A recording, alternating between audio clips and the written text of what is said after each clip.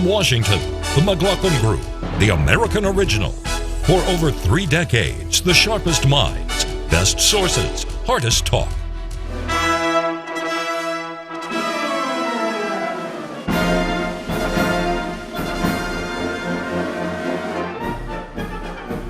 It's the 33rd Annual McLaughlin Group Year-End Awards 2014, Part 1.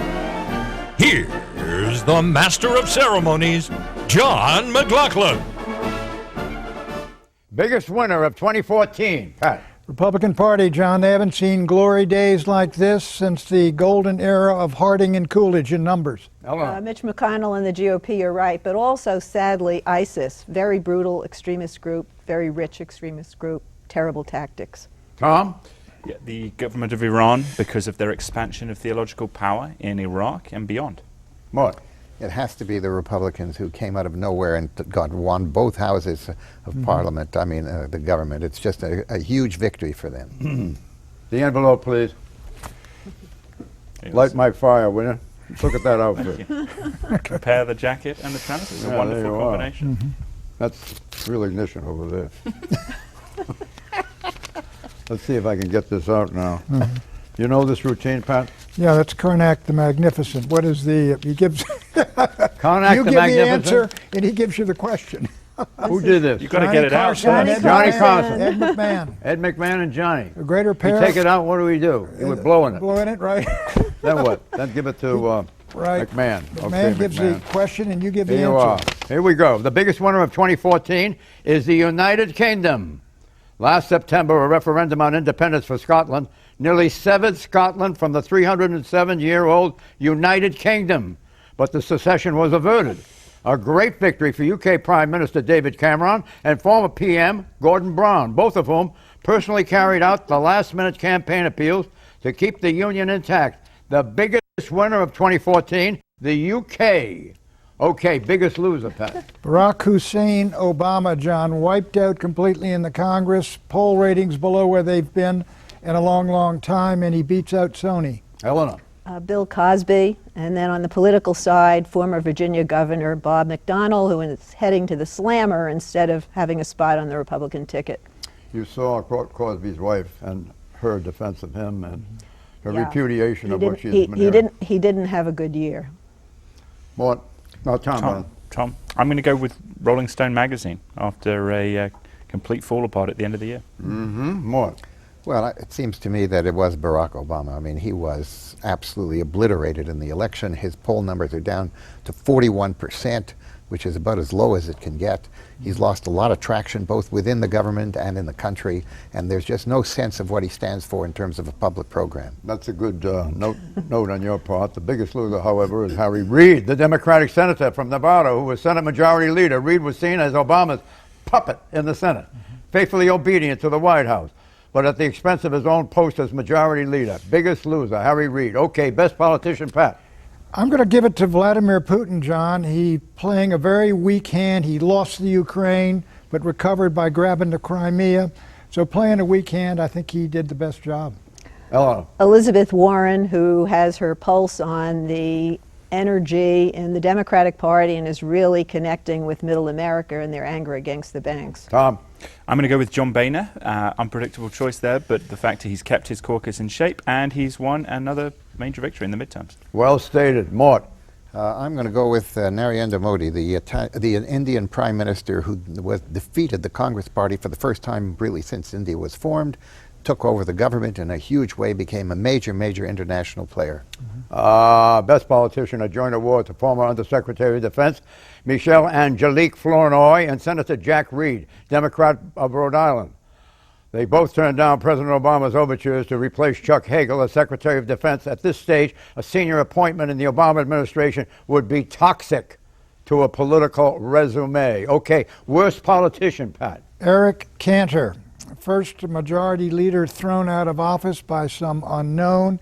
He was sitting up having breakfast at Starbucks with his fundraisers in D.C. as he was being voted out of office. Eleanor. Okay, Cantor was my pick too, but a good runner-up would be Senator Ted Cruz, who really managed to alienate his Republican colleagues by opening the door for Democrats to confirm 20-odd executive appointments for the president, Cruz is disliked by just about everybody on Capitol Hill. I don't think Cantor's all through. Tom? Francois Hollande, the president of France, whose approval ratings are floating around 10% now. What? Yes, Hollande was my suggestion as well. He's just lost all political traction in France. Our worst politician, Mark Udall, the ex-Democratic senator from Colorado, who focused so obsessively on the alleged Republican war on women, quote unquote. Udall was a staunch defender of Obamacare throughout the campaign. He was defeated by Republican challenger Cory Gardner. Worst politician. Okay, most defining political moment, Pat. Executive amnesty by Barack Obama. It's going to affect the politics of the next 2 years entirely in both parties. Poisoned the well for the politics of 2015. Helena? Ferguson, Staten Island, I can't breathe. Hands up. Tom? I think the downing of MH17 in Ukraine, which showed that the Cold War didn't really ever end. What? Yes, I would agree with Eleanor. I think what happened in Ferguson was such a traumatic event for this country, and that to me was the most important event of the Defining political moment was Vladimir Putin's seizure of Crimea. This single act ended the 20-year post-Cold War period of growing cooperation between East and West. It began a new era of rising confrontation. This is the essence of a defining moment. Okay, turncoat of the year, Pat. Saudi Arabia throws all its OPEC partners under the bus by refusing to cut back production. Russia's not OPEC, but Venezuela, Nigeria, Iran, all the others are having a very tough time. Eleanor? Leon Panetta, former CIA director, with his tell-all book about the inside fights in the Obama administration. Turncoat. Yep. Tom? Douglas Carswell and Mark Reckless, two British Conservative MPs who transitioned to the UKIP, UK Independence Party, which is going to cause big problems in 2015 for David Cameron. More turncoat. Well, to my mind, it was Bill Cosby, because he was an icon for America for so long and such a hugely popular figure, and to find out that everything he stood for was just absolutely destroyed by his life pattern was just too much. Mort, listen to this. He comes from your district. Turncoat of the year, Democratic Senator Chuck Schumer, who in a National Press Club speech blamed Obamacare for his party's election trouncing. But until November, Schumer had been a staunch cheerleader for the Affordable Care Act, which he helped ram through the Senate in 2010. Chuck Schumer, Turncoat of the year. Okay, most boring, Pat. This is what we call the Greenspan Trophy, John. It goes this year to Harry Reid, as it has several years previously. I give it to the two Senate leaders, Harry Reid and Mitch McConnell, and boring can be beautiful. They're having a very productive, they had a very productive lame duck session this year. Congrats to both of them. Very insightful, Eleanor. Tom? I think that it's going to be Al Sharpton, just find him repetitive and tedious. What? Well, again, I'll go with Harry Reid as the leader of the Democrats in the Senate, who just about put everybody to sleep. It's almost a miracle that he's now going to come out as the majority leader. Most boring, the so-called GOP war on women. Democratic campaign ads hammered the theme relentlessly in the battleground states this year, to the point where even most women voters tuned them out. Okay, most charismatic, Pat. I think Pope Francis, John. I think he beats out Matthew McConaughey. Is that a private joke? You don't know who Matthew McConaughey is?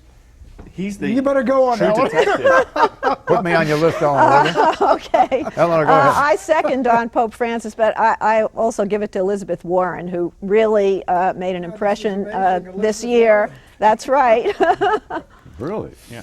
I'm going to go with George W. Bush, who has taken a conciliatory line, has said very positive things about the Clintons, which I think is good for health of the nation as a former president. Who else has he said good things Republicans. about? His brother. His brother. Right. He Well, wants that's the brother predictable. He wants the brother to run. Yeah. Mort. Well, I'm still going to go with Bill Clinton, whom I find in every aspect that he participates in public life still exudes a certain kind of dynamism and magnetic appeal that is unique in American politics. Something like yourself, Mort, right? Well, thank you very much. I do it on an alphabetical basis. The most charismatic, Prince William and Kate Middleton, a.k.a. Catherine, Duchess of Cambridge. They are the most charismatic royals on the planet, breathing new life into the British monarchy. Take note. Okay, BUMMEST rap, Pat. The big lie that the police force in Ferguson, Missouri, and the town of Ferguson are somehow some racist hellhole because of a single episode that happened in a street. Eleanor.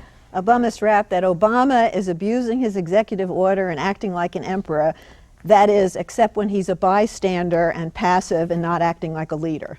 Both silly. Tom. Michelle Obama, who has tried to do a few things on school nutrition, which I don't see as a partisan issue. I think it's good for the health of the nation. I think she gets unfairly criticized for that. Well, what's the BUMMEST rap against her? Yeah, right? she's been treated unfairly. Mort. That the BUMMEST rap is that Hillary Clinton was responsible for the Benghazi, Libya consulate attack.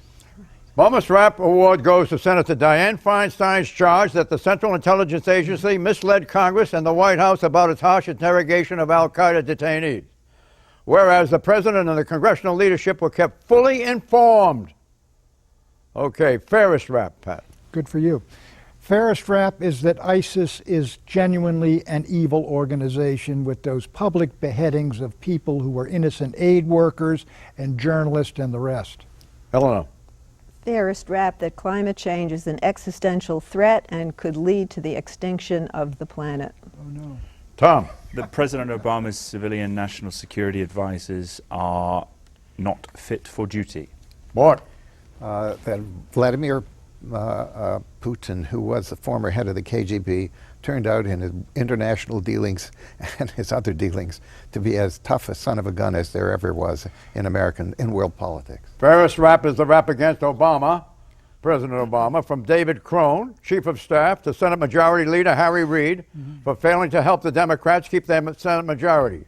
Crone blames the White House for refusing to put money into Senate campaigns from accounts controlled by the president. A fair rap. Okay, best comeback, Pat. I'm going to say Chris Christie and Mitt Romney. Both of them are back up and being considered for possible potential presidential runs against George Bush to become the establishment candidate. Both came back. Eleanor.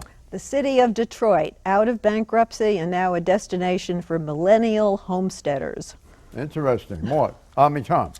General John Allen, former Marine general who was treated unfairly during an investigation, now cleared and now serving as the manager of the campaign against ISIS. What? I go with Governor Christie after this sort of whole issue with Bridgegate and everything like that. I think he's come back very, very well. I'll give you a real comeback. The best comeback goes to Mitch McConnell. He's gone from fighting for his political life in a Republican primary last spring to being the second most powerful politician in Washington, Barack Obama being the first.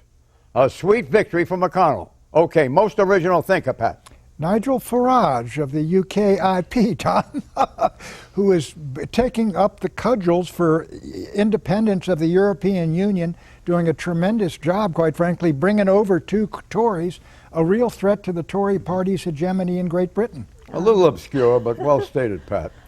Pope Francis, who said we're going to see our pets in heaven, which is basically He withdrew it, was Eleanor. basically saying animals have souls, which we all knew already. Souls. Yes, But they're not of course. immortal souls, Eleanor. I'm Well, sorry. I think What about- Francis what is about going to sharks? open the door to that. What And, about fish? I think fish. I'd be about happy animal? with fish. Animal? A lot Tom. of space up there in heaven. Rand Paul, who has made libertarianism mainstream. Interesting. Mort. Elon Musk, the man who developed Tesla, and it's going to change the whole world of automobiles and automobile transactions and production. Well stated, Mort. But the most original thinker is Alex Epstein, author of the new book, The Moral Case for Fossil Fuels. Fossil fuels. Epstein puts forward a moral and ethical argument for the good that fossil fuels, oil and gas, do for humanity. The book presents an entirely new take on the climate change debate, which is why Epstein gets the most original thinker award. Okay, most stagnant thinker, Pat. Bibi Netanyahu. He elevated Hamas with his war. He's broken it off with the EU to a degree, alienated the United States. His government needs new elections. Palestinian talks are dead. He's at a dead end, as I'm afraid Israel is right now politically. What do you think of that, Mort? Well, I'm gonna. My turn. You're going to comment on it? I know. I wanted him to interject. Okay, all right. You know, I was showing you the proper respect. Okay, all right, good. All right, just, please just, continue. just double checking. Okay. Most stagnant thinker is Vladimir Putin, who's stuck in early 20th century adventurism, destroying the economy of his country. Tom. Yeah, Nancy Pelosi, who just doesn't seem to realize that the political turns have changed. What? Afton Burton, the woman who says she married Charles Manson because love conquers all. Most stagnant thinker, a collective award to the Democratic Party for believing the political tactics it had employed successfully in recent elections would work again. Gallup now says more Americans identify as Republicans than as Democrats. You know that, Pat. Okay, Certainly. best photo op, Pat. It was Barack Obama was on television the end of the first week in Ferguson, Missouri, calling for peace in a split screen with Molotov cocktails and rocks being traded back between police and demonstrators. Unbelievable TV. Eleanor. Best photo op, the St. Louis Rams players came out on the field with their hands up. Tom. I think the best photo op was from the president, the White House feed on the president's landmark immigration address. The angle made it look like the president had a crown on, which I thought was amusing. Mort. President Obama in a floor-length maroon Chinese attire on his visit to China. The best photo op of the year, the selfie, orchestrated by Oscar host Ellen DeGeneres and 11 fellow celebrities during the Oscars broadcast. In fact, it was staged by ABC to use the Samsung smartphone because Samsung paid $20 million to sponsor the Academy Awards. You didn't know that, did you, Pat? No, I didn't know they did it. I saw that whole scene, though. Okay, enough already with that. What do you have to say, Pat? The Enough Already Award goes to the Reverend Al Sharpton. Enough already, Benghazi. Woof. Russell Brand, a British comedian who now thinks he's a political revolutionary but doesn't have the reading knowledge to do it. I'm with Pat on Al Sharpton. We've had enough of him over a long enough period of time, and I think he's doing a lot of damage to whatever coherence this country can develop in terms of race relations. Mm-hmm. And you're from New York. Yeah. Enough already with the jargon. The selfie, call it a picture, a self-portrait, or a headshot, or, as often happens, a misframed and poorly proportional digital document. May the selfie go the way of the Twinkie and the hoodie and march quietly into oblivion. Enough already with the selfie. Okay, worst lie, Pat. That Officer Darren Wilson in Ferguson shot down an innocent, unarmed teenager in cold blood in the streets of Ferguson. The whole grand jury testimony indicated this was nothing but a large lie. Eleanor. Worst lie, Republican campaign pledges repeated over and over and votes taken to repeal Obamacare. Not happening. President Putin's assertion that Russian intelligence is not operating in eastern Ukraine and the links of those intelligence services to the downing of MH17. Worst lie is IRS Commissioner John Koskinen's assertions. Try Mort. He might have some thoughts. Mort, I beg your pardon. No, it's perfect. Shall I finish or you go? No, you go ahead with No, a name. I think you should go. With a name like Zuckerman, I'm used to coming at the end. You go ahead. All right, I will. The worst lie is IRS Commissioner John Koskinen's assertion in congressional testimony that tens of thousands of Lois Lerner's emails were lost and are permanently unrecoverable. Well, this month the IRS Inspector General recovered 30,000 of the supposedly lost Lerner emails. Worst lie. Okay, capitalist. No, we won't go to that. Martin. The combining and merging of cable companies will lower rates both for customers and subscribers. That's a lie. That's a lie. Wow. Mm-hmm. Okay, capitalist of the year. Xi Jinping of China. He's not only getting rid of corruption, China's become the largest economy in the world according to one standard conducted by the World Bank. Amazing for China. Eleanor. Alibaba, the Chinese e-commerce company. Tell us about it. Well, they're First taking. of- They're it's taking. huge, isn't it? It's huge. That's its most defining character, and it's taking over a lot of space on the internet. And it's over here. Well, And it's all right. It's in our economy. Can you approve- can you approve Businessmen on are Alibaba? united against it. Alibaba, can you improve on that? Can I improve on that? I'm going to go with Uber and Lyft, car sharing services that are changing the way that we use cars and allowing individuals to earn a bit of extra money on the side. And which you incidentally use, as I understand it. You use Uber. I use an array. And all right, that's a competitor to Uber. Yes. Mort, what do you think of that? Let me just tell you what my particular it is the developers of fracking of oil that has changed the entire energy situation for this country to in such a dramatic way and in such a short period of time, and it's going to make us completely independent of the oil and energy of the rest of the world. Well stated. 2014's Capitalist of the Year is Jonathan Gruber, the MIT professor and economist and former Obama administration consultant. He gloated over what he called the stupidity of American voters. Gruber collected some $5 million in fees from government proselytizing for Obamacare. Gruber designed the law in an incomprehensible manner, then charged unbelievably hefty fees to explain it. Honorable mention, Pat.